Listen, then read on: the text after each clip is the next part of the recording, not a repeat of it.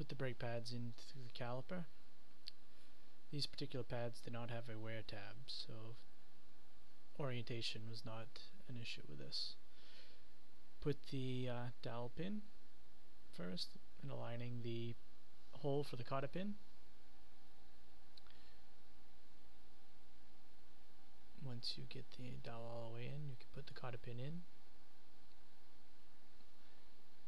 And now your anti-chatter spring can go under the first dowel and press down on the spring while pushing your second brake pad dowel in. Again, same as before, lining up the holes to put the cotter pin in.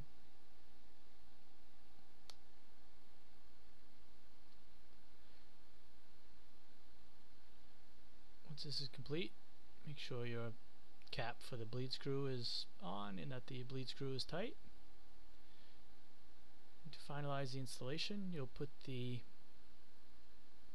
dowel bolt into the rotor and tighten that, and this will complete your front brake installation.